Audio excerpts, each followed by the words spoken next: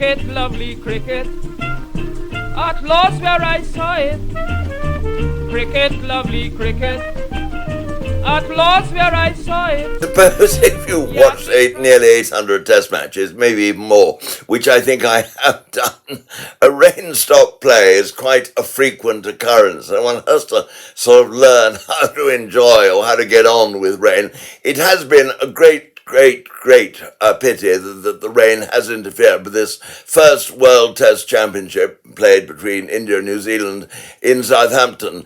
It's a wonderful idea, and I think the quality of the cricket we saw for what little we've had, we've seen sort of just over 1.5 days, haven't we, so far? But it has been very high quality, and I think no one's going to be in any doubt at all. This is an idea that must be taken further forward, and we do need to see a World Test Championship every 2 or 3 years, and I'm sure that can be arranged, although the ICC, the international body that runs it, are not the quickest movers on their feet when it comes to change, but there we are, we'll keep our fingers crossed. Now, rain, I suppose the most torrential rain I ever experienced in cricket came at Brisbane.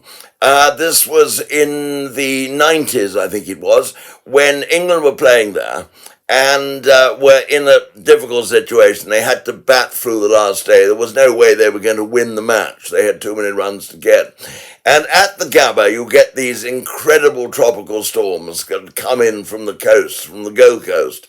And sitting in the commentary box, the clouds built up. It got heavier and heavier and darker, and it simply wouldn't rain. Lightning streaked everywhere, but the rain would not come. England wickets kept on falling. I was in the commentary box with Vic Marks, and the best summariser I think I've ever worked with, and Jeff Thompson, who was one half of the Lilly and Thompson fast bowling partnership that did so well for Australia in the middle 70s. And this was an extraordinary kind. Suddenly, we just began to think it never was going to rain. The umpires kept meeting, and they wouldn't go off, and we this was very much hometown bias, because it got darker and darker and darker, and eventually they met again, and as they did, there was the most enormous cloud of thunder, and the heavens opened, and everyone ran off, and that was it. But, and you know, the extraordinary thing was, I've never known rain like it. The ground was completely flooded in minutes. And, I mean, sitting in the top of the stand, you look away to the right at the Gabba, you see the Boggo Road Jail. It's rather a splendid name for jail, isn't it? And that became, you couldn't see it. And the car lights were on, you could see at the far end, the Vulture Street end, the lights going past in the gap between the stands. And it was extraordinary. The rain absolutely teemed on, and the box we were in shook with the claps of thunder. And Vic, Jeff, and I carried on talking about it over, it must have been an hour.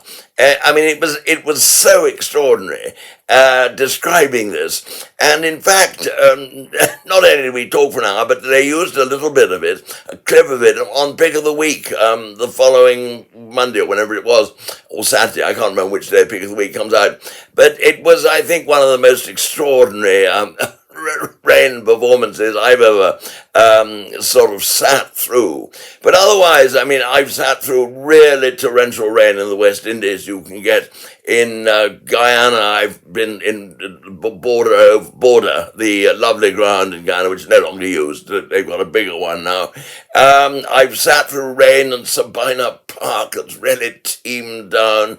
And I suppose absolutely everywhere. But Brisbane, I think, has to take pride of place, although it does, of course, in India, you get these really torrential storms too, and which always send you scurrying for cover. And of course, the great thing about Test Match Special was that when Brian Johnston joined in 1970, Brian was with BBC Television for Cricket since the war, and since 1946.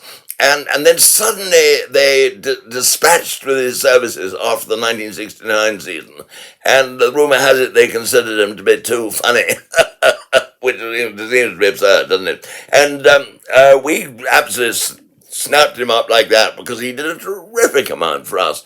He was the greatest man. He was a tremendous fun. You never knew quite what was going to happen and with him and what was going to come next. He'd come into the box in the morning. Morning, blowers. 10 men under one umbrella and none of them got wet. John asked, why didn't any of them get wet? Because it wasn't raining. Then there was morning, blowers. My dog's called Carpenter. John asked, why is our dog called Carpenter? She's always doing odd jobs around the house. It was always like that. You never quite knew where it was going to come from. And then we had the lovely occasion, didn't we, when the little black dachshund ran out at Headingley, I think it was in 1976. And Donners was describing, he said, oh, yeah, in the middle of the pitch, he's scratching away with his right paw. I rather think he gets spent a penny. And so too does umpire Tom Spencer. And he's got one of those jerseys the bowlers wear, and he's showing it away. It's rather a good bullfight. I'll keep you posted. But he said, let me tell you, cricket lovers at home, that this Jackson's a fast bowler. And the reason I know he's a fast bowler is because he's got 4 short legs and his balls swing both ways. The whole box just disintegrated. Can you imagine? And I mean, it shook with laughter. And Johnners himself was hopeless and completely collapsed. And having sort of eventually come to, all he could say through clenched teeth was an over to Henry Blofeld. And I was very early in my broadcasting career, like my whole future.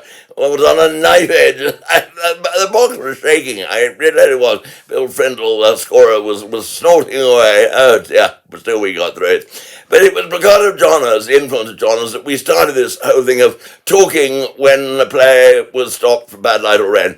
And I think it's marvellous, and I think it's greatly entertaining, and I think a lot of listeners love it. Some people even write in and say how much better we are when nothing's happening. Fred Truman was awfully good, going back and talking about matches in the 1950s when he first played for England. He was very good.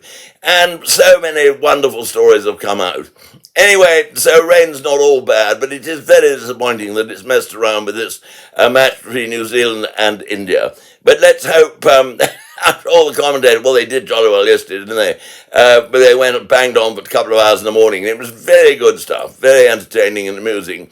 And it's a good tradition of Test match special, which I was so lucky to be part of for so many years. Anyway, let's hope I can bring you some better news tomorrow.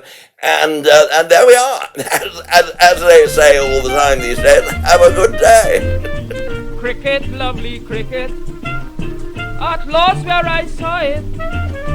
Cricket, lovely cricket, at last where I saw it. Yardley tried his best, Goddard won the test. They get